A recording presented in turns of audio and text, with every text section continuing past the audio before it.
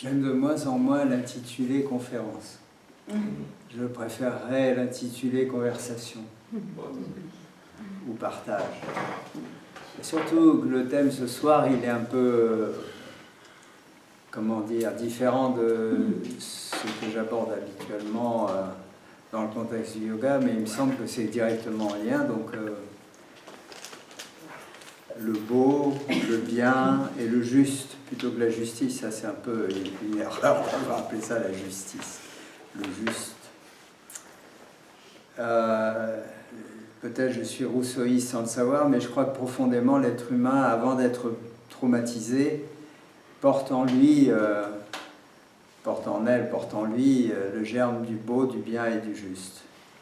Et que ce sont les accidents de la vie, et en particulier tout ce qui est de la nature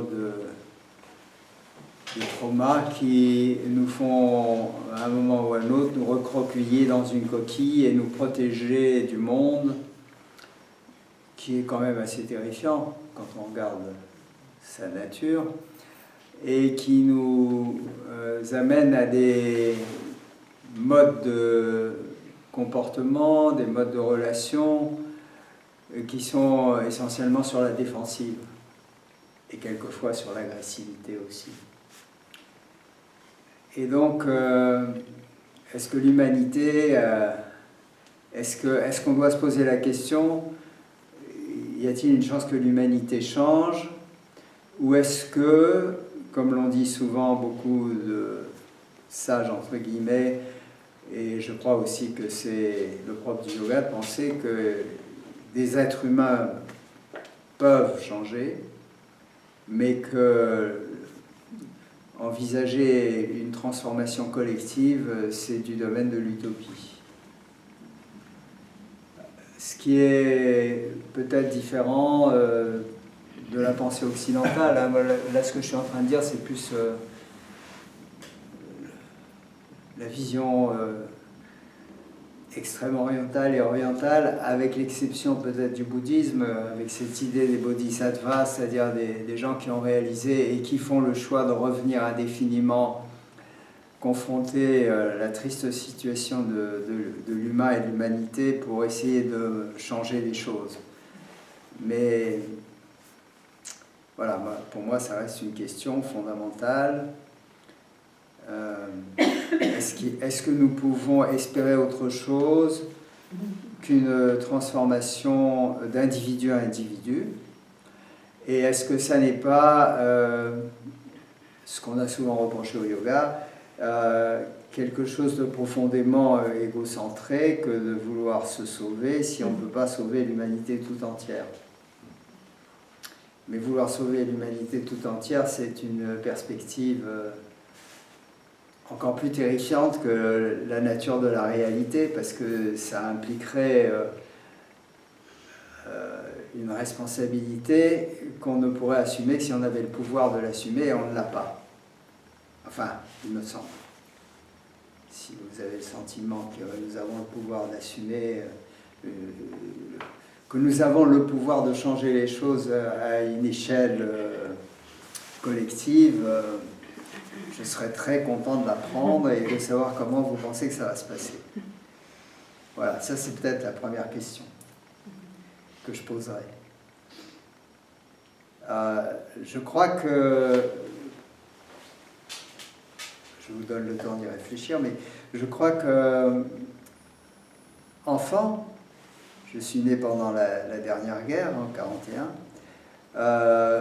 je n'ai pas vraiment ressenti ni d'angoisse ni de contrainte du fait de la guerre, parce que, bien entendu, je n'avais pas encore les outils qui me permettaient d'en prendre conscience vraiment. Et fondamentalement, je crois que le beau, le bien et le juste étaient présents en moi. Et puis après, il y a eu toutes sortes d'événements, comme chacun d'entre nous, je pense, qui ont fait que ce potentiel a montré le bout de son nez de temps en temps, mais n'a jamais pu se réaliser réellement complètement, parce que il y a comme une difficulté à non pas s'isoler du contexte sociale et familiale, mais de s'affirmer en dépit d'eux,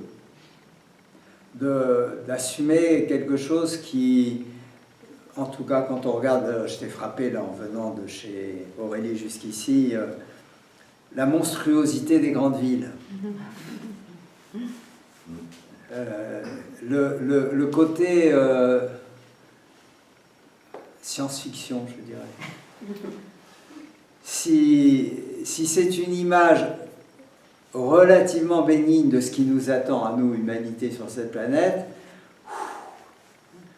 je crois que toutes les ressources du yoga ne suffiront pas pour se rendre compte, enfin, pour se rassurer, on va dire, sur le futur, sinon d'une autre. Pour moi, c'est fini ça, mais des enfants, des petits-enfants, de tous ceux qui vont venir à notre suite.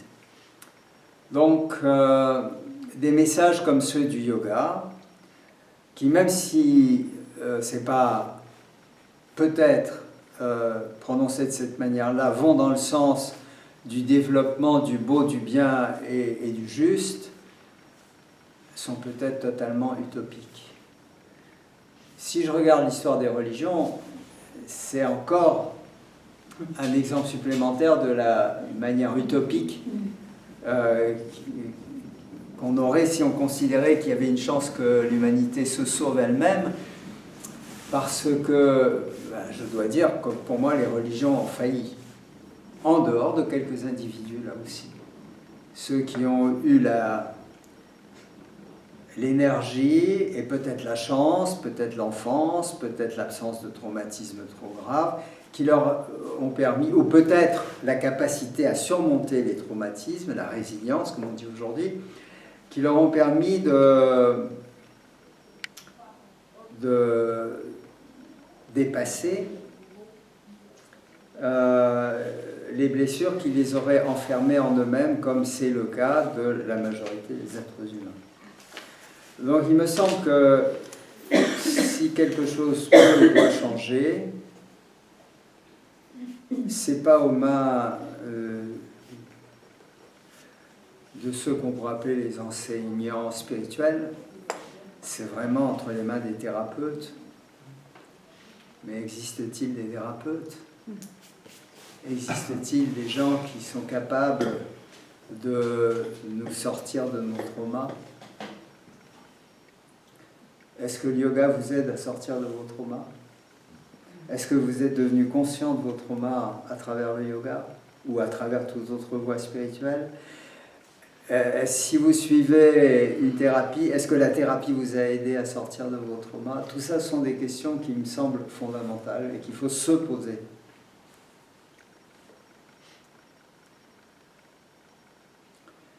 Alors, il y a quand même un élément constant ou un élément récurrent, c'est l'importance du développement de l'attention portée à ce qui est d'instant en instant, tout en sachant que c'est impossible de rester dans cette attention d'instant en instant en ajoutant tout le temps. C'est une contradiction. On peut être attentif dans l'instant, mais on peut aussi être inattentif l'instant suivant. Donc, qu'est-ce qui fait l'importance de l'indication de cette importance de l'attention? C'est l'intention que ça peut créer de revenir à l'attention quand on l'a perdue et on devient conscient qu'on perd l'attention, quand soudainement il y a comme un sentiment de déséquilibre à l'intérieur de soi ou de perte de quelque chose de fondamental, ou le sentiment d'être emporté par un temps qui n'est pas celui de notre organisme et qui est un temps qui vient de l'extérieur et qui nous est imposé de plus en plus.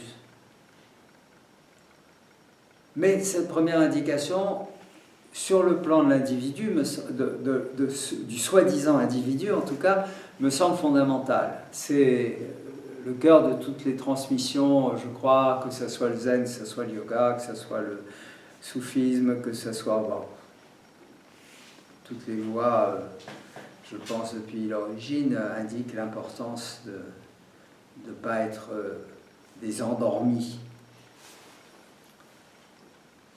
Mais ça, c'est pas quelque chose qui puisse, il me semble, faire comme le Covid et passer d'un individu à l'autre à la vitesse de l'éclair. Et si on pouvait imaginer un masque, il suffirait de le mettre pour qu'il soit capable de nous inoculer la capacité d'être attentif, ça serait une forme d'épidémie très souhaitable, mais ce n'est pas le cas. Ça ne peut passer que par un dialogue,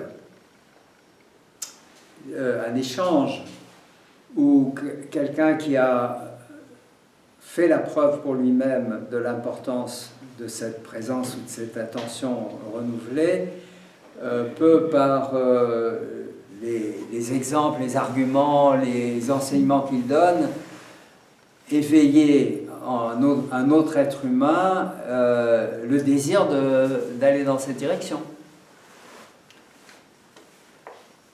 Et qu'une fois qu'on désire aller dans cette direction, on va y parvenir, ça va prendre du temps, il y aura des obstacles, ça ne sera pas facile, on va peut-être se décourager, mais une fois qu'on a mis le doigt dans cet engrenage-là, la vie semble le rappeler constamment par des rencontres, par des livres, par des crises, des chocs, pourquoi pas des guerres, pourquoi pas des génocides, pourquoi pas des choses qui sont censées nous faire sortir de nos sommeils et de nos assoupissements.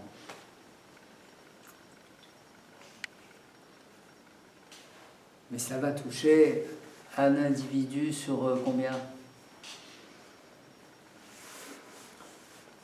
Une de mes stagiaires en formation, enfin oui, Aurélie, bien sûr, puisque c'est la même, hein, pas ta formation, mais celle à laquelle tu assistes avec Ludovic, nous a envoyé récemment une vidéo d'un monsieur qui a été jésuite, prêtre, puis s'est marié, puis qui a travaillé avec Jacques Delors à la création de l'Union européenne, etc., qui est très optimiste. Il dit il y a des statistiques qui démontrent qu'entre 2 et 3 milliards d'individus sur la Terre ont fait le choix de changer de vie et d'aller dans la bonne direction, en quelque sorte. Bon. Il n'y a pas de bibliographie indiquant la source de ces statistiques, on ne peut pas vérifier. Et puis 2 ou 3 milliards sur actuellement à peu près 7 milliards d'individus, je crois, sur la planète. Est-ce que c'est vraiment un point de bascule?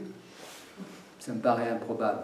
Je pense qu'il faudra arriver au moins à 50-50 pour que quelque chose se passe. Donc je sors délibérément, dans le cadre de cette conversation, du yoga comme outil de bien-être personnel. Je pense que ça va prendre de plus en plus d'ampleur aujourd'hui, mais c'est tourner le dos à la vérité de ce que le yoga nous propose. Le yoga nous propose d'aller au-delà du bien-être personnel, parce que le beau, le bien et le juste, c'est quelque chose que l'on doit retrouver si on l'avait dans l'enfance, dans la petite enfance, et qu'on doit le retrouver malgré toutes les blessures et toutes les peurs qui ont été générées par l'éducation, les parents, la culture, l'histoire, la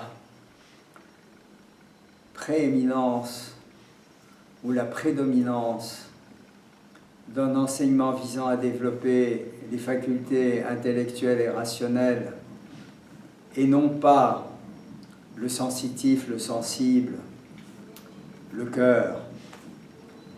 Et que si on a pu le préserver, le cœur, c'est miraculeux. Mais là encore, la transmission de cœur à cœur, je ne crois pas que ça se fasse. Hein.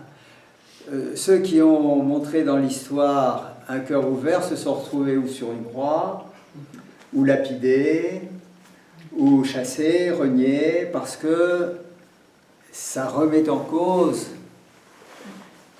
l'orientation majeure de l'humanité qui est protégeons-nous, protégeons-nous, protégeons-nous. Pour se protéger, il faut créer des barrières, des barricades, des diplômes, des examens, des qualifications, des structures. Et là où il y a structure, réglementation, protection, il y a des barrières pour que l'esprit et le cœur, que l'esprit souffle et que le cœur s'ouvre. Le travail est d'autant plus difficile. Donc c'est redonner de l'importance par rapport à l'extérieur, à la présence constante,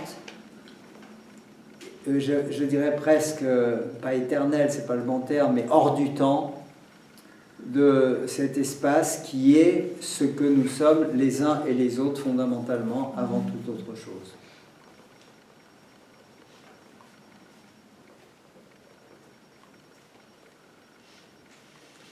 Et le langage peut servir à pointer du doigt dans cette direction, mais ne peut pas y conduire. Le fait de pratiquer des postures de yoga d'une manière méditative, c'est-à-dire en développant la conscience de ce que l'on ressent, de ce qui se passe dans le corps, etc., peut donner fugitivement accès à cette dimension qui est tout le temps là, mais qui est quand même masquée par le ressenti du corps. Ça tire ici, ça brûle là, ça lâche ici. Mais quand même, par instant, paf, il y a un petit moment de « ah », et puis ça redevient une expérience. Toute expérience masque notre dimension essentielle. Toute expérience est une forme nécessaire, c'est le jeu de la vie, mais qui en même temps fait que l'intimité avec l'espace que nous sommes se perd momentanément. Momentanément. Et se perd d'autant moins souvent qu'on est devenu conscient de l'importance de rester relié à cet espace. Et là, on va commencer à apprécier davantage les personnes qui ne prennent pas tout l'espace, qui n'ont pas des tas de choses à raconter, qui sont eux-mêmes un peu tranquilles et qui donnent une possibilité d'une communion autre qu'à travers la superficialité des mots, une communion dans quelque chose qui est de la nature du silence, je dirais. La présence.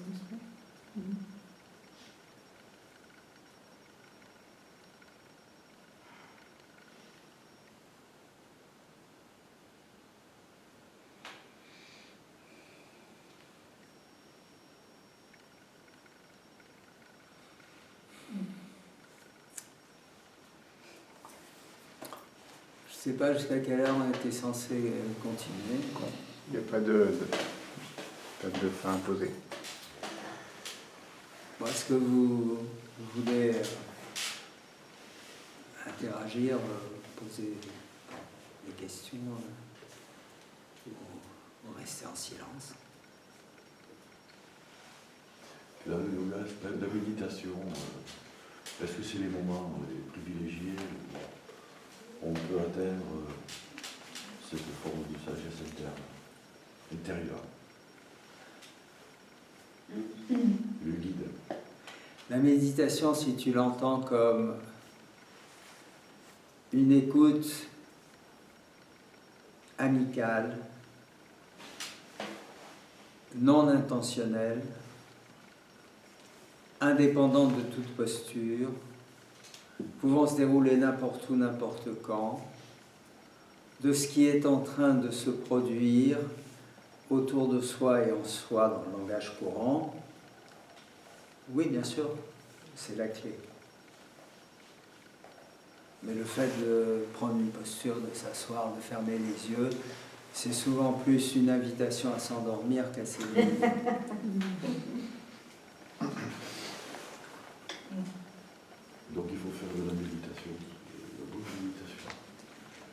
Pas faire, être. C'est un état alors. Hein? Il faut être dans un état méditatif. Voilà, je dirais plutôt ça comme ça.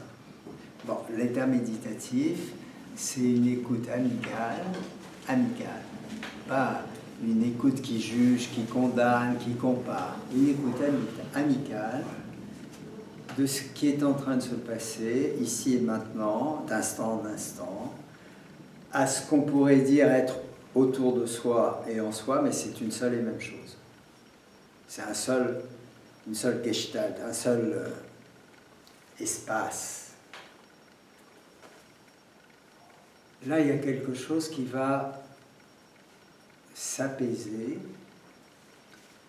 et quelque chose qui va relativement s'effacer. Ce quelque chose qui va s'effacer, c'est le sentiment d'être une personne séparée.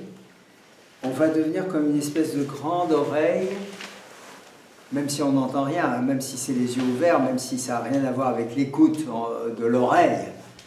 On va devenir comme une espèce de grande oreille attentive à la pulsation du monde. Ce qui est difficile, c'est que immédiatement il y a moi qui intervient, qui agit dans le sens de juger, ça c'est bien, ça c'est pas bien, etc. Donc la méditation, c'est l'apprentissage d'abord de prendre conscience de cette voix qui juge, et ensuite la compréhension qu'elle n'a rien à faire ici. Quel est le résultat de toute l'histoire de l'humanité? Que cette histoire est une histoire tragique parce que l'humanité a démarré comme une espèce très fragile qui a dû créer des mécanismes de protection à la fois contre des ennemis extérieurs mais aussi contre ses propres violences. Et donc cette voix, elle est très puissante, elle est profondément enracinée. Quand des gens disent il ne faut pas juger, c'est n'importe quoi, parce qu'il ne suffit pas de dire il ne faut pas juger pour ne pas juger. Le fait même de dire il ne faut pas juger, c'est déjà un jugement, quelque part. Donc c'est pas si simple que ça. Mais justement, c'est pas au niveau de la pensée que ça se passe, c'est au niveau de...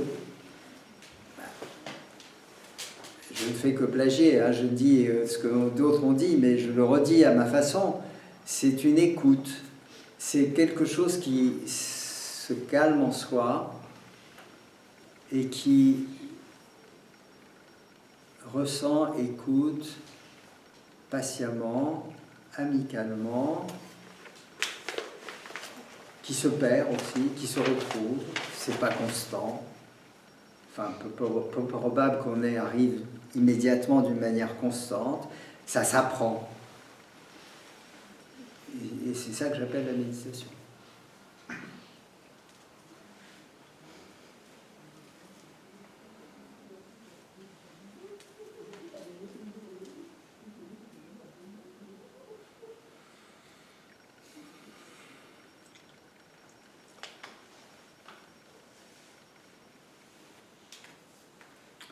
C'est brutal, l'enseignement tel qu'il a été formulé. Par exemple, si je reprends le Yoga Sutra, quand Patanjali exprime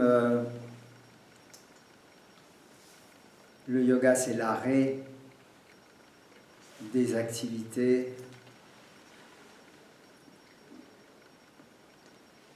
alors je ne vais pas utiliser le mot esprit parce que tu l'as utilisé dans le sens de conscience, donc d'arrêter les activités de quoi? De la pensée. De la pensée, si on inclut la mémoire, si on inclut les projections, etc. Parce qu'alors, ce qui voit s'établit en sa vraie forme. À tous les autres moments, il y a identification aux formes qui sont prises par la pensée. Parce que le monde, nous ne savons pas ce que c'est. Nous pensons le monde, mais nous ne savons pas ce que c'est le monde, ce qui nous entoure, ici même, tout, là.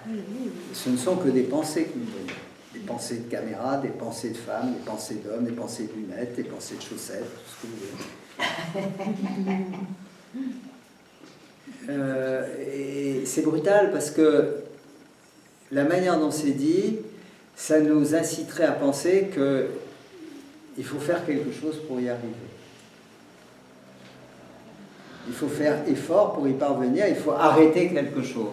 Je vous mets au défi d'arrêter quelque chose. Où est le pouvoir d'arrêter quelque chose? Qui a le pouvoir d'arrêter quelque chose? Ce n'est pas une question de pouvoir, c'est une question de... ça commence par l'humilité. Ça commence par reconnaître qu'on n'a pas de pouvoir, sinon celui d'écouter. Écouter, ce n'est pas une action très violente. Ça demande au contraire le fait de se détendre complètement par rapport à toutes les préoccupations et toutes les obligations dans lesquelles la vie nous place. C'est faire une pause, hein, c'est mettre sur pause. On ne peut pas être sur pause tout le temps, mais il faut savoir faire pause et marche. Pause et marche. Là, il y a un moment où les moments de pause deviennent plus importants que les moments de marche. Mais ça se fait tout seul. Ça ne peut pas être le résultat d'une volonté de faire.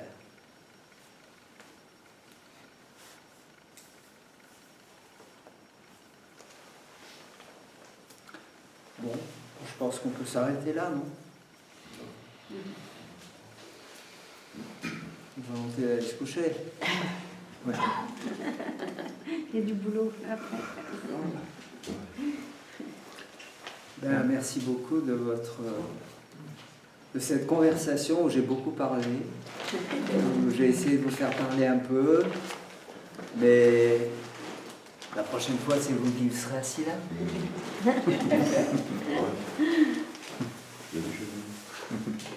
Merci François. Merci beaucoup. Merci François. Avec plaisir.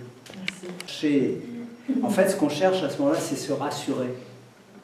On cherche à se rassurer en se disant « Ah, il y a peut-être tel comportement ou telle façon qui va résoudre le problème. » On ne vient pas regarder à l'intérieur de soi. Oui, mais la religion, je partage peut-être un peu ce que vous dites.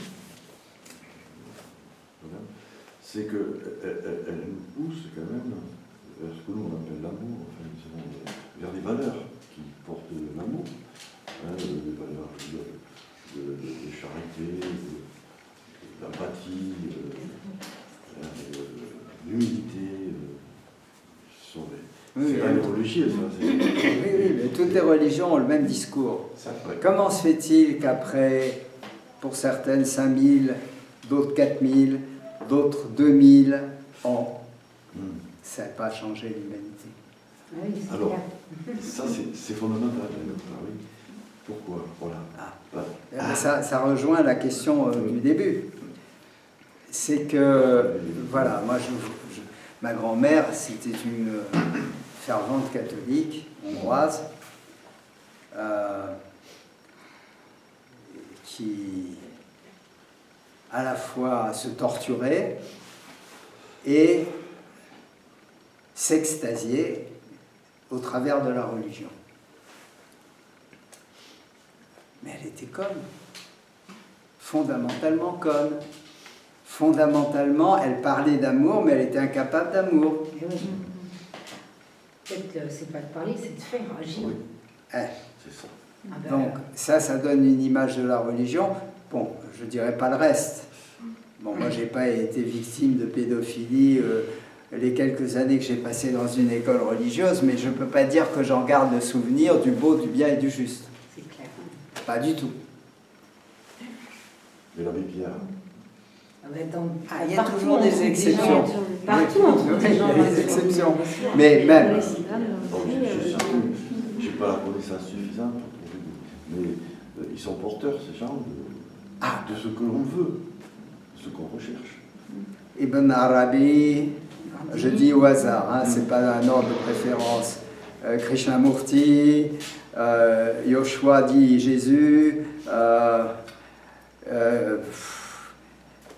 Chuang-Tzu, Lao-Tzu, où est-ce que j'ai cherché encore Mandela peut-être, Nelson Mandela, peut-être le Dalai Lama, et encore. Oui, il y a toujours des individus d'exception et puis d'autres qui sont beaucoup moins connus. Hein. Oui, oui. Mais à quoi ça te sert? Mais c'est- Fondamentalement. Bon, ça sert que bon, il y a des mouvements qui quand même peuvent prendre de la et s'aimer. Des personnes comme de Laurent, qui peuvent faire des choses. Mais justement, la question que je me pose, moi, c'est pourquoi justement, avec cet idéal que nous cherchons, et qui se retrouve dans des religions, hein, Oui.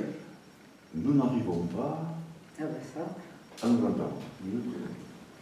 Ben ça, c'est une question que tu dois te poser à toi-même sérieusement. Pourquoi tu n'y arrives pas? Qu'est-ce qui t'en empêche? Là, je dis à toi, mais c'est vrai à chacun d'entre nous. Hein. Qu'est-ce qui t'en empêche? On se pose la question, mais on n'arrive à rien. Enfin, Ah. Peut-être que tu ne te poses pas la bonne question, ou peut-être que tu ne te poses pas bien la question. peut-être. Parce que c'est pas avec ta tête que tu vas trouver une réponse. Non. Mais c'est bien avec des actes, ça c'est clair. Avec? Des actes. C'est avec des actes, oui. C'est avec des actes et avec... Alors, je vais vous annoncer une excellente nouvelle. Les scientifiques ont déterminé que dans 1 milliard d'années, il n'y aurait plus de vie sur cette planète. Oh. Ils prennent pas beaucoup. Donc, Quand même, déjà, je ça, pense que ça sera bien avant. c'est possible. Ils ne disent pas que ça n'aura pas lieu avant, mais avec certitude, il n'y aura plus de vie sur cette planète. Toute vie, hein, pas seulement la Oui, vie bah des oui, êtres on a humains. bien. Donc, c'est rassurant. Non, mais les humains, ça sera avant. Ça laisse un peu de temps. Bon, meilleure nouvelle encore, d'entre 3 et 5 milliards d'années, le système solaire aura disparu. Ah, c'est incroyable. Voilà, donc on peut dormir sur nos 2 oreilles. Tout ça, c'est ça a à peu près autant d'importance dans l'économie du cosmos que ce qui arrive à un minuscule insecte. D'ailleurs, la salle est particulièrement propre, je ne vois pas traîner de fourmis ou d'araignées, mais il faudrait que j'attire votre attention pour que vous vous rendiez compte qu'il y en ait une dans la salle. Et là, j'en trouve pas, malheureusement. Et même ça, c'est un exemple grossier, parce qu'on n'est rien du tout de ce point de vue-là. Rien.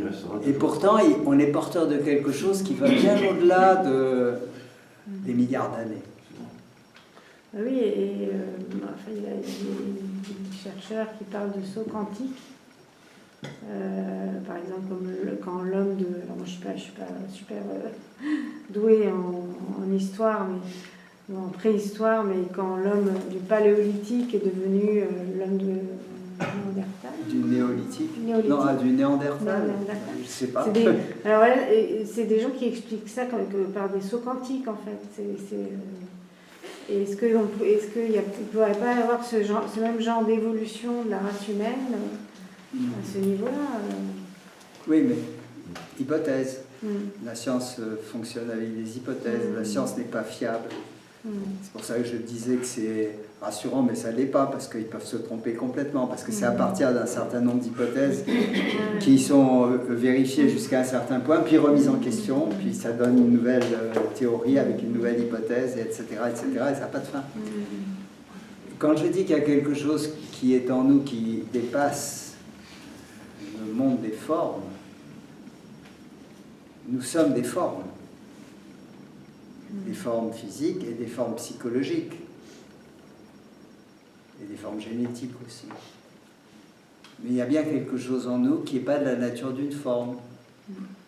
Trouvez-la. Là. Pourquoi tu fais cette moue?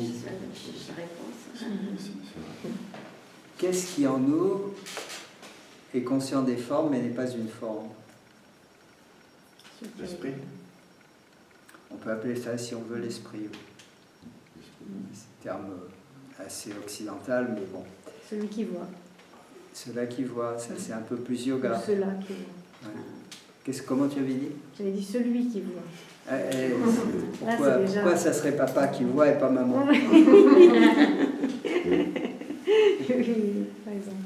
Et c'est ce dont on n'est pas conscient d'ailleurs, l'esprit. Mais justement, Serge, regarde maintenant ce qui, en dehors de la parole et de la pensée, est témoin de ce qui se passe, et ceux-là qui voient ce qui est en train de se passer. Tourne ton regard vers l'intérieur. Est-ce que tu vois une forme?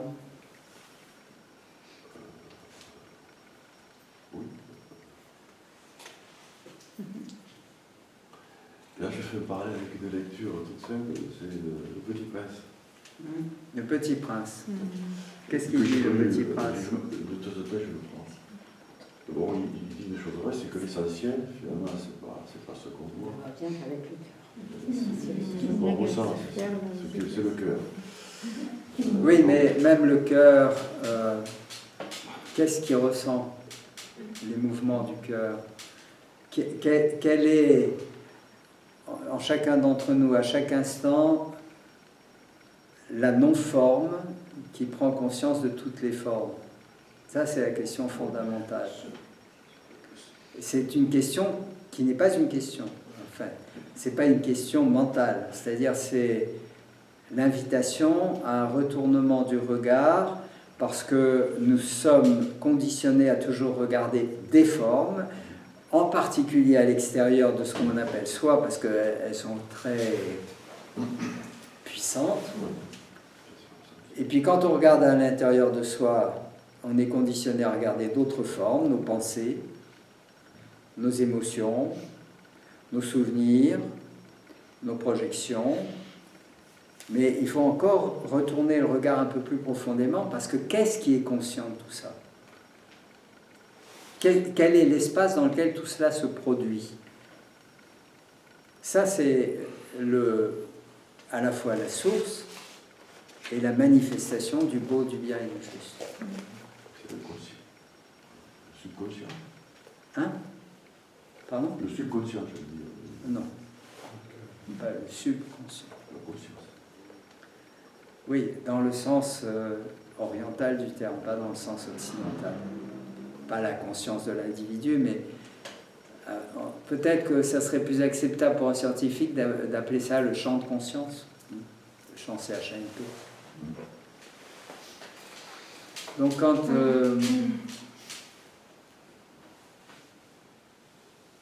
C'est le ressenti. Le ressenti, il y a bien quelque chose qui ressent le ressenti. Le cœur. Oui, on peut dire le cœur, mais voilà, les mots sont toujours très limités. Mais si on faisait un instant un arrêt, juste pour écouter ceux qui écoutent.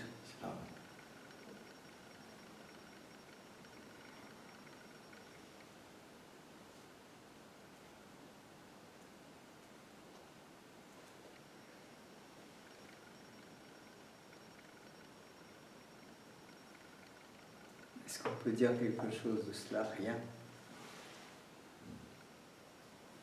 Sauf si vous avez pensé. À ce moment-là, vous pouvez dire j'ai pensé A, j'ai pensé ceci, j'ai pensé cela. Mais si vraiment la pensée s'est immobilisée quelques instants, vous ne pouvez rien dire de ce qui s'est passé à ce moment-là. Ça échappe à la parole, à la pensée, à la description. C'est au-delà ou en deçà, je ne sais pas. Au-delà, on va dire. Est-ce qu'on peut l'appeler une âme? Est-ce que ça parle? Si par âme tu entends un principe immatériel et donc sans forme, oui, on peut appeler ça une âme si tu veux. Une pensée est une forme. Elle apparaît, elle disparaît. Elle ne dure pas longtemps. Un souvenir est une forme. Il apparaît souvent quand on ne veut pas qu'il apparaisse, et puis souvent il n'apparaît pas quand on voudrait qu'il remonte. Bon, ça c'est la nature des souvenirs, ils sont un peu contradictoires comme ça. Une émotion, ça apparaît, ça disparaît. En général, précédant l'émotion, il y a quelque chose de la nature d'une pensée fugace qu'on n'a pas vu passer, qui déclenche l'émotion. En dehors des émotions primaires comme la peur quand il y a un bus qui va vous écraser et que vous faites un saut de côté, là il n'y a pas de pensée, c'est un réflexe de survie. Le ressenti, qu'est-ce qu'on appelle le ressenti? C'est un sentiment, c'est-à-dire c'est un mélange d'une perception, et cette perception fait naître souvent sur la base d'événements antérieurs qui se sont déroulés et qui font que cette perception donne naissance à un sentiment qui a déjà été vécu auparavant et qui fait sa réapparition différente, mais quand même avec la même saveur, à partir de cette perception, donc interaction des sens avec le monde, c'est encore une forme. Quand vous dites « moi », c'est moi qui, la formulation « c'est moi qui » peut vouloir dire deux choses. L'une, la plupart du temps, c'est « moi qui » et tout de suite on pense à moi, le personnage, féminin, masculin, grand, petit, beau, laid, heureux, malheureux, bon, l'histoire de chacun, n'est-ce pas? Ça, c'est une façon de concevoir moi je. Et l'autre façon, qui serait la bonne à mon avis, de penser ou ressentir moi je, c'est quand on retourne le regard et qu'on fait silence, ce qui ne peut être ni nommé, ni décrit, ni formulé, parce que c'est antérieur à toute pensée, à toute parole, à tout conditionnement, à toute éducation, et c'est constamment là en chacun d'entre nous, et ça ne demande qu'à être découvert, parce que c'est recouvert par tout le reste. Ça ne veut pas dire qu'on peut vivre constamment dans cet espace, mais ça veut dire qu'on peut ne pas oublier que fondamentalement, ce que l'on est, c'est cet espace, et que le monde des formes est comme une invitation à jouer. Un jeu. Est-ce qu'on peut dire redonner pas le mot, redonner le pouvoir à cet espace? Oui, sauf que c'est pas moi qui peux redonner le pouvoir à cet espace. Hein.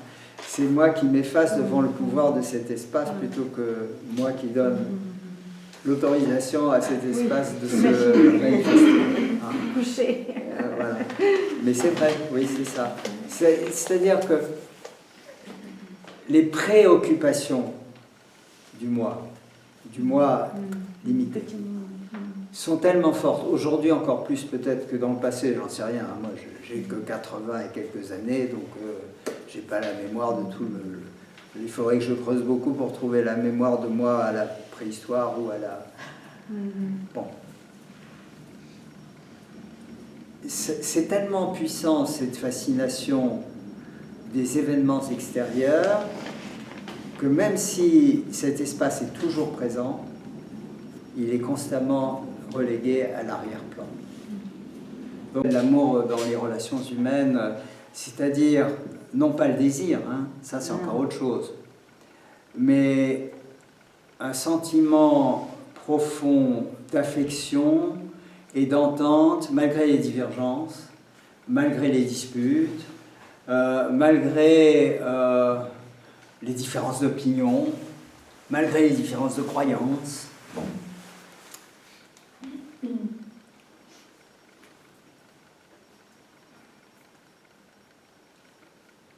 Mais le beau, le bien et le juste, c'est pas dans cette dimension-là que ça existe.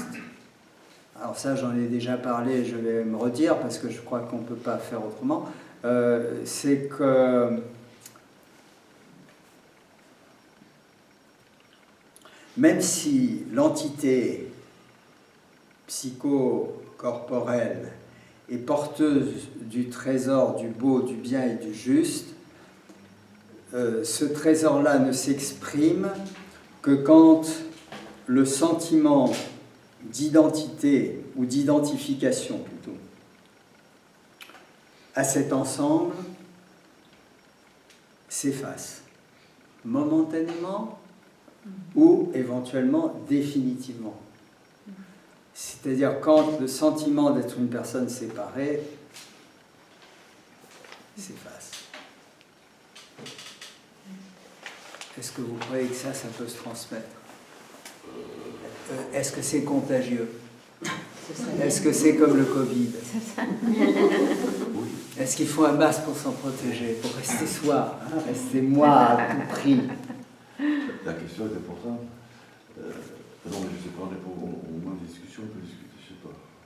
On peut parler. La question est importante. Alors, en quoi est-elle importante? C'est qu'elle est importante parce que pour pouvoir disséminer, pour pouvoir faire passer ce qu'il y a de bon, de juste, il faut être prêt aussi à vivre avec les autres. Il ne faut pas être une entité existentielle, unique, parce que le yoga est un peu ça aussi quelque part. Enfin moi, je peux l'analyser maintenant avec une vingtaine d'années de pratique, c'est de penser beaucoup à ça, être bien, se connaître, etc. Et puis être bien dans le monde qui est autour de nous. C'est déjà très important, sans se préoccuper forcément de ce qu'est le monde autour de nous, aller gratter un peu et chercher des liens. C'est ça, tout simplement, sans prendre conscience qu'on est un tout, on est ensemble, on vit ensemble, et que notre vie n'a de sens que si on s'inscrit dans cette façon de vivre, dans cette communauté de vie. Bien sûr, c'est la manière dont tu te comportes avec le chauffeur de bus si tu prends le bus, c'est la manière dont tu te comportes avec le boulanger quand tu vas acheter du pain, c'est la manière dont tu te comportes quand tu viens ici pour écouter une conférence ou dire une conférence. C'est comme ça que ça s'exprime ou pas. Oui, bien sûr. Ça s'exprime aussi comment tu te comportes avec les végétaux, comment tu te comportes avec les animaux, comment tu te comportes avec les nuages. C'est le tout. Oui. C'est le tout. Et cette façon de voir la vie, aujourd'hui, elle est très difficile à exprimer, en tout cas par rapport à ma jeunesse, mon enfance.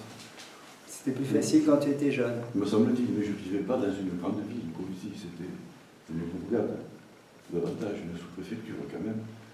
Et là, pour pouvoir exister, même en tant que gamin, il fallait que je regarde autour de moi les copains, quelques copains, la vie entre camarades, s'imposer. Voilà. Et qu'aujourd'hui, me semble-t-il, ce système-là, cette façon d'être, est plus difficile. Bien sûr, mais ce système-là n'était pas parfait non plus. Pour être accepté, il fallait se plier dans le moule. Oui, mais quand on est... Oui, mais quelque part, on était jeunes et on se formait, on vivait des expériences.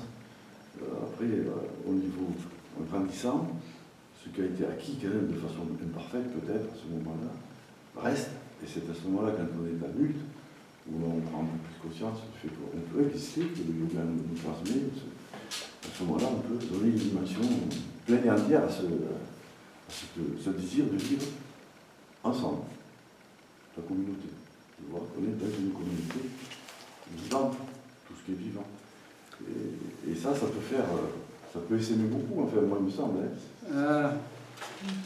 Que ce soit les kibbutz, que ce soit les communautés dont j'ignore le nom, mais qui ont été créées ici ou là, en général, ça capote parce que les facteurs fondamentaux qui génèrent les relations entre les êtres humains n'ont pas été perçus et conscientisés. Donc, que ça soit dans un milieu protégé ou que ça soit au sein d'une société métropolitaine, etc., c'est les mêmes mécanismes qui sont à l'œuvre.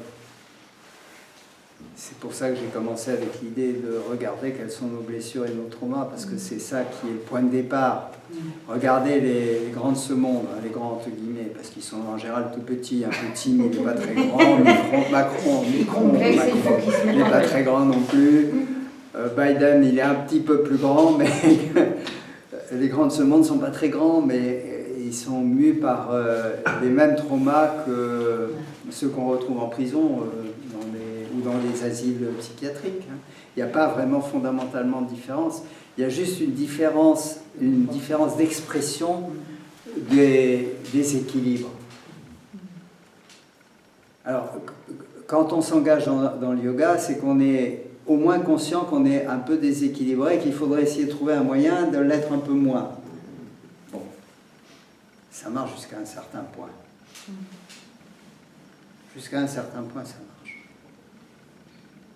Mais il arrive un moment où on se rend compte que c'est bien, mais est-ce qu'on ne peut pas aller un peu plus loin, quoi ? Est-ce qu'on ne peut pas faire un pas de plus ? là, on peut toujours tirer sur la manche des professeurs de yoga en disant hey, qu'est-ce que je peux faire pour aller un peu plus loin. Je ne crois pas qu'on va trouver beaucoup d'aide. Parce que fondamentalement, la focalisation de la conscience, elle se situe, alors mon doigt pointe dans cette direction, mais c'est la vôtre. Hein, c'est celle de chacun ici. C'est ici que ça se passe. Et regardez la tendance. Quand on a un problème, on va... maintenant, on ne va pas prendre un livre à la bibliothèque, on va aller sur Google, puis on va voir. On va chercher toujours une réponse ailleurs. Parce que chercher la réponse ici, ça demande un peu plus à la fois de courage, de ténacité, de constance, de capacité à accepter qu'on échoue avant d'y arriver, de chute. Et donc, on aimerait bien avoir une âme secourable ou une main tendue, la communauté dont tu parles, qui pourrait nous soutenir un peu, mais est-ce que ça existe vraiment ? Ah, il y a eu les monastères, les communautés soufis ou autres, des écoles rabbiniques, des gens, des lieux où les gens s'assemblent pour essayer d'aller ensemble dans la même direction. Mais qu'est-ce qu'on y trouve ? Parlons des ashrams, hein, c'est un peu ce que je connais. Alors, on y trouve toujours une cour autour d'un ou d'une individu qui est considéré comme quelqu'un de spécial, d'extraordinaire, de particulier, qui a réussi à faire ce que les autres n'ont pas réussi à faire. Et donc là, c'est la lutte entre les gens qui sont proches pour être le plus proche. Parce que le plus proche, c'est celui qui a le plus de chances de recevoir le plus de choses de celui qui détient tout. Et puis en fait, devient un tyran pour tous les autres. Et où est le beau, où est le bien, où est le juste là-dedans, je ne le vois pas personnellement. Donc je ne suis pas convaincu que ce mode d'approche convienne. C'est un peu un leurre, ce genre d'approche. Comme rapport, c'est un leurre. Oui. Parce qu'en fin de compte, tu ne vas pas chercher au fond de toi. Voilà. C'est ce que tu dis, hein. Tu prends appui sur quelque chose d'extérieur. Et tu prends appui en projetant, tu vois, en projetant une image.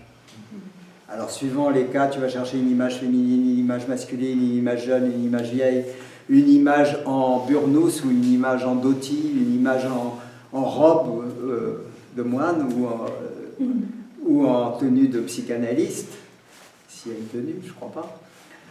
Mais c'est toujours aller chercher à l'extérieur quelque chose parce que c'est beaucoup plus facile de s'imaginer qu'on va le trouver à l'extérieur et beaucoup plus difficile de rester en contact avec ce qui se passe à l'intérieur.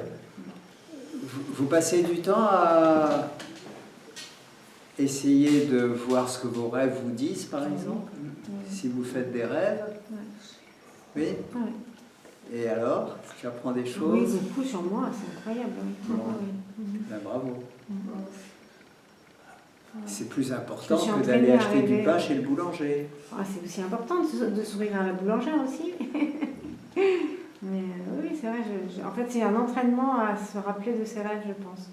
Quand on commence à se dire, bon, ce serait bien que je me rappelle de ce rêve, enfin du rêve que j'ai fait la nuit d'avant, c'est vraiment une question d'entraînement de l'esprit, en fait. Oui.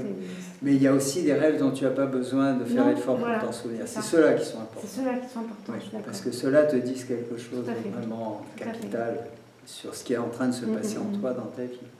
Donc ça, c'est une chose importante, mais tout aussi important, c'est la manière dont tu parles à la boulangère quand tu vas acheter le pain. Bon, ça encore, ça va. Mais à ton fils, à ta fille, à ton mari, à ton père, à ta mère, ah là, ça devient plus compliqué.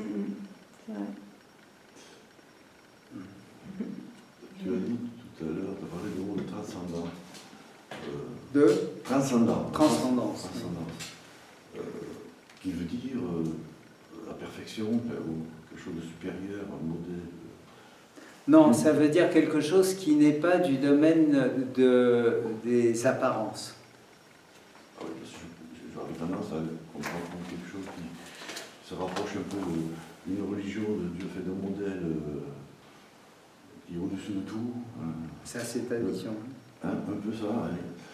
Et que on cherche quelque part à se rapprocher. Du moins, il est porteur, ce modèle, entre guillemets, il est porteur de valeurs, de choses qui sont bonnes pour nous. Et aujourd'hui, hier j'étais dans une conférence, on parlait un peu de ça.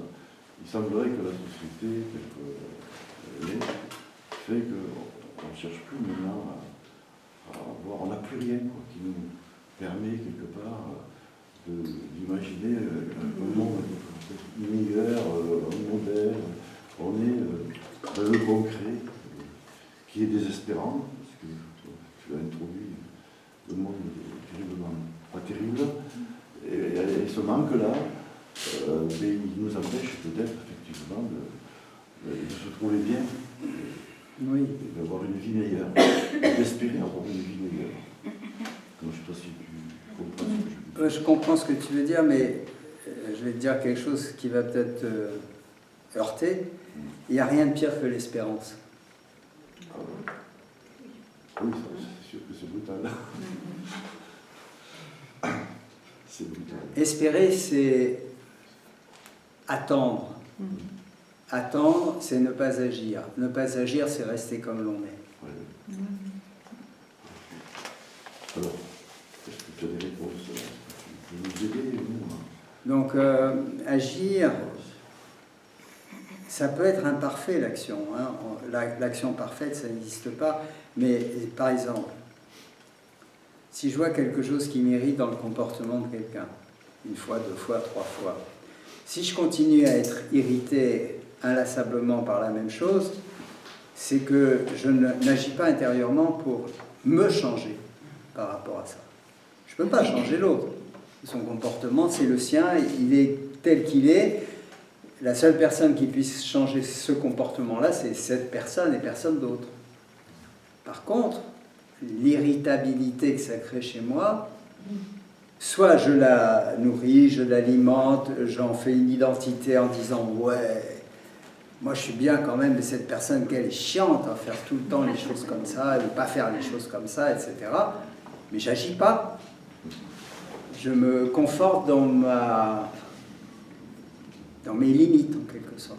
Tandis que si je me rends compte que cette irritation, elle est détrimentielle pour ce qui en moi pourrait subsister du beau, du bien et du juste, je vais faire quelque chose. Alors peut-être je ne vais pas y arriver tout de suite. Peut-être, si je crois que prendre modèle sur, je crois avoir entendu le mot religion, sur la religion, c'est pas un bon modèle. Pourquoi? Tu sais pas? Non. C'est un bon modèle pour vous? C'est vaste, il y a peut-être des choses, comme tu disais, sur l'humanité entière, il y en a quand même qui réussissent à faire des choses. J'imagine que dans chaque religion, il y a quelque chose qui peut être pris. Voilà. Ce qui est surprenant, c'est la différence entre la première voie VOX qui a donné suite à une voie VOIE qui serait la religion, la différence entre cette voie et les voies qui ont suivi. Les voies qui ont suivi, ça a été pour organiser la voie, pour la transmettre en l'organisant. Il n'y a pas ce que les chrétiens appellent l'Esprit Saint là-dedans, il n'y a pas la flamme, il n'y a pas ce que le yoga appelle l'énergie du feu. C'est ça qui est dangereux dans aller chercher. C'est pas impossible, mais c'est pas ce qui va favoriser ou privilégier l'avènement du beau, du bien et du juste. Et ce que je dis là, c'est pas pour vous décourager, c'est une interrogation que je crois on doit se poser parce que ça amène à une conclusion, en tout cas pour moi ça amène une conclusion, c'est que peu importe peu importe ce qui va advenir à l'humanité. Ce qui est important, c'est la rectitude, la justesse de la vie que chacun mène. Ça me fait penser à une citation que j'apprécie, désolé Aurélie, tu l'as entendue il n'y a pas longtemps, mais ça reste pour moi quelque chose de fondamental. Une citation qui me parle beaucoup et qui est de Rumi, le mystique soufi, qui dit que non, non, non, non, tu n'es pas une goutte de l'océan, tu es l'océan tout entier dans une goutte.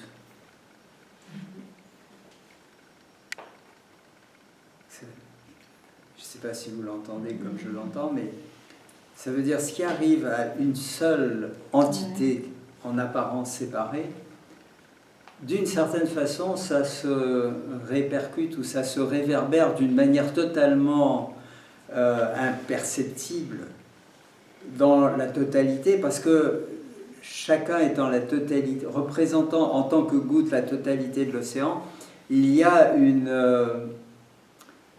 interconnexion inimaginable. Et donc, l'océan tout entier dans une goutte doit se réassumer en tant qu'océan tout entier dans une goutte, et je crois que l'océan, c'est le beau, le bien et le juste. C'est une croyance. Vous pouvez en avoir une autre, c'est tout à fait acceptable. Je ne crois pas dans le hasard et la nécessité. Je veux bien croire dans l'évolution des espèces jusqu'à un certain point, mais il y a quelque chose qui est plus profond, et cette distinction on la trouve dans le yoga avec la division, si je puis dire, d'un côté la prakriti, la nature, et de l'autre côté purusha, la conscience, dans le sens que il y a un monde dans lequel nous nous débattons, et puis il y a quelque chose qui est de la nature d'une transcendance qu'on ne peut qu'évoquer. On ne peut pas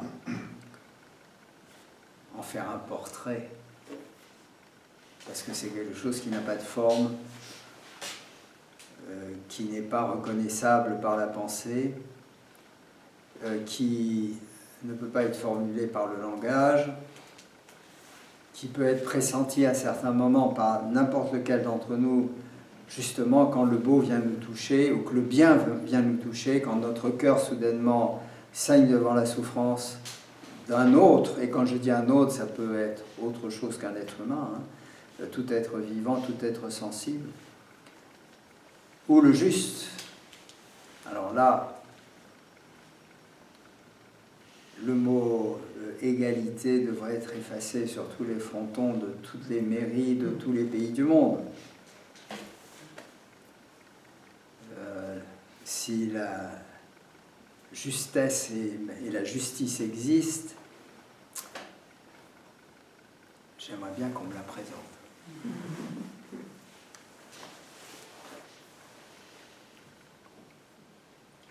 Donc là, je reviens à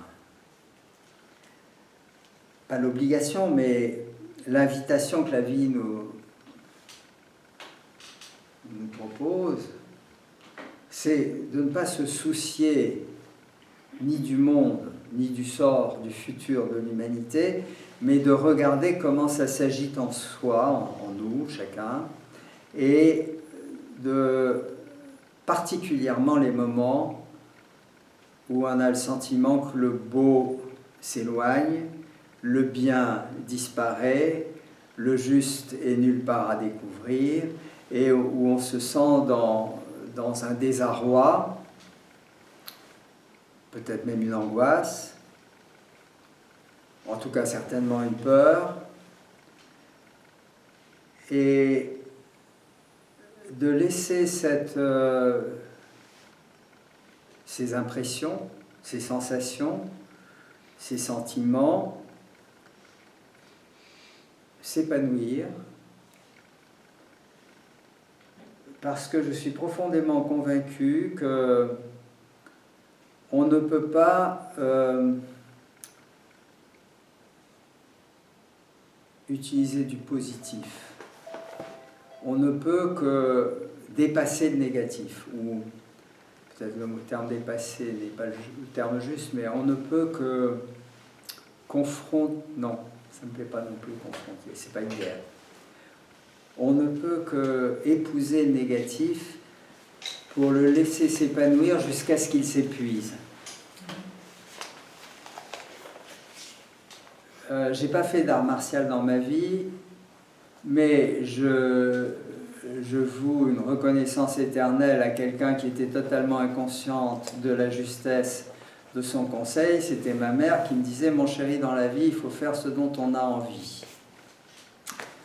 Je l'ai interprété d'une certaine façon. J'ai interprété de la façon que ça ne sert à rien de se contraindre et de lutter contre les choses telles qu'elles sont, mais plutôt de les accueillir et de les laisser fleurir, tout en sachant que, tout en vous disant que j'ai souvent échoué, que c'est pas fondamentalement une capacité que j'ai naturellement. Mais ça m'a toujours fait prendre conscience de la vanité, et ou plutôt de l'inanité, de lutter contre. C'est s'épuiser en vain. Donc s'il y a du pas beau, du pas bien et du pas juste en soi, accueillons-le. Pour s'approcher de la première, du premier terme qui était indiqué dans le sujet de la conférence, s'aimer. Si on ne s'aime pas dans tous ces aspects, on ne s'aimera jamais.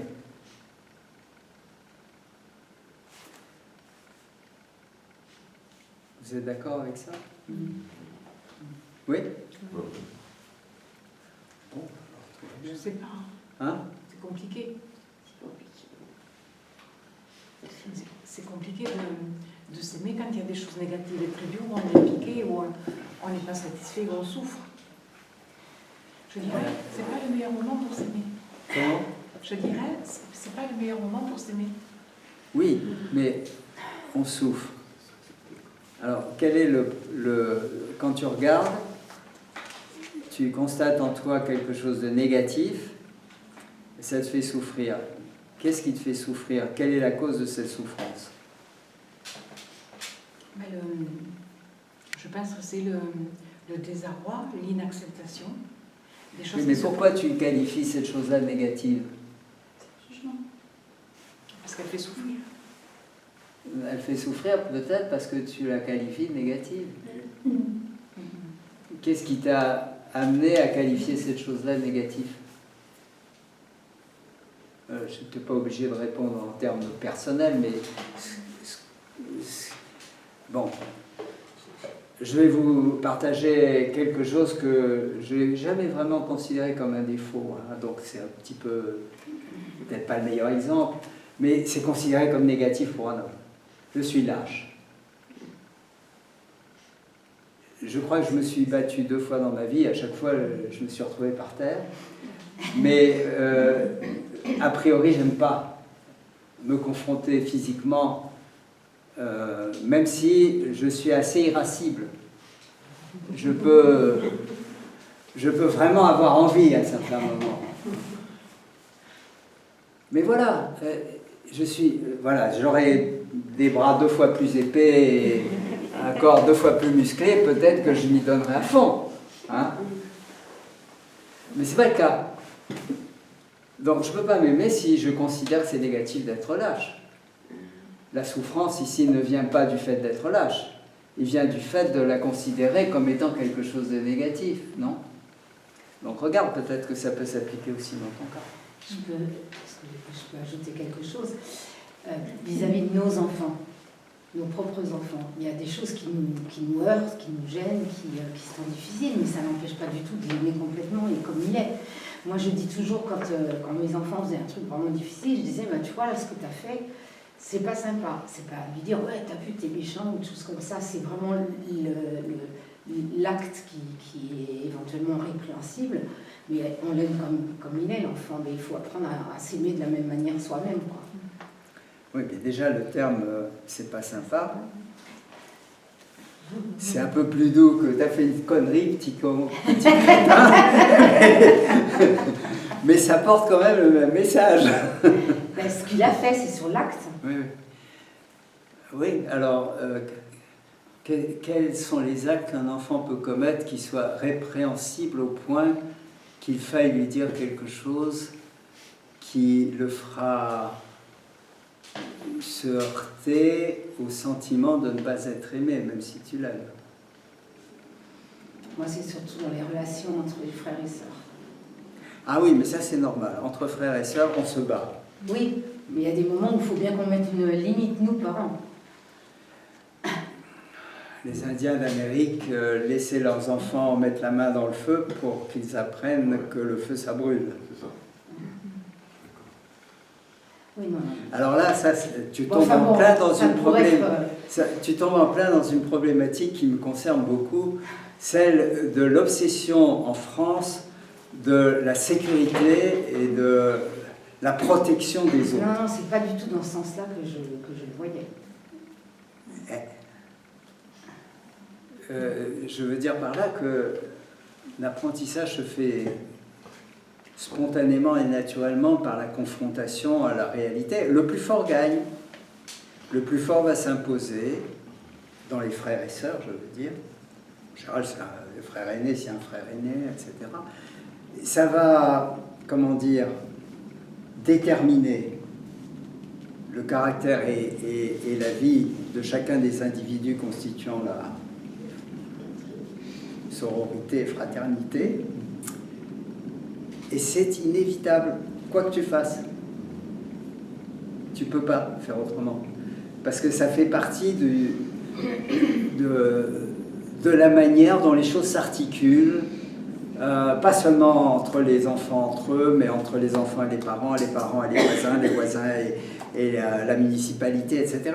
Ce jeu-là, tu ne peux que le regarder, peut-être avec amusement, peut-être avec effroi, peut-être avec terreur, mais le beau, le bien et le juste ne se manifesteront jamais complètement dans cette dimension-là de l'existence. C'est pour ça que je suis content que tu parles de ça, parce que ça me ramène où trouver le beau, où trouver le bien, où trouver le juste. Mais plutôt que de dire aimer, c'est pas ça, s'accepter tel que nous sommes. C'est la première étape, oui. S'accepter tel que nous sommes, mais ça conduit à un sentiment de gratitude d'être comme on est, qu'on peut appeler amour. Oui. Si tu l'acceptes vraiment tel que tu es, Ouais. il y a quelque chose comme de la sympathie générée par le fait de t'accepter tel que tu es. Pas d'antipathie. Et puis c'est mobile, hein. Enfin, ça permet de... Ah oui, c'est pas gagné une fois pour toutes. C'est pas gagné. Ouais. Ça.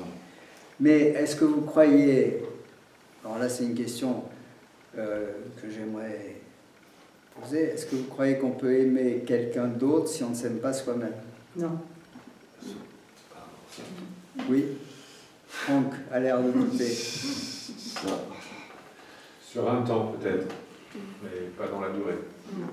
Ah. Ça, c'est l'expérience. L'autre est par essence différent de soi.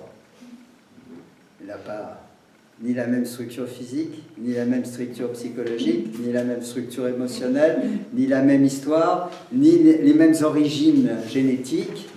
Bon, il est radicalement différent dans ce qu'il est en tant qu'individu et ce que je suis en tant qu'individu.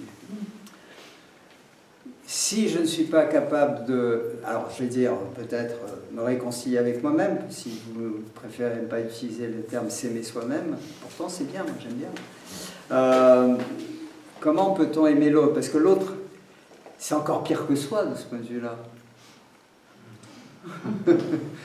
c'est encore plus éloigné, c'est encore plus incompréhensible. Déjà, soit on a du mal à se comprendre, mais alors l'autre, ah, je te comprends, tu parles, je comprends rien du tout, je projette sur toi ce que je crois comprendre de toi, mais je te comprends pas. Alors on croit que c'est de l'amour, mais c'est de la dévalorisation. peut-être. Comment? Quand on aime quelqu'un et qu'on ne s'aime pas, c'est de la dévalorisation. Ça peut être de la dévalorisation alors qu'on appelle ça. Oui, mais je crois pas que c'est aimer, ça, vraiment. Voilà, Non. c'est ça. Bah, la question, c'est d'ailleurs, est-ce qu'on peut aimer quiconque, soit ou un autre? Ça, c'est encore une autre question, mais au moins sur le plan de ce qu'on appelle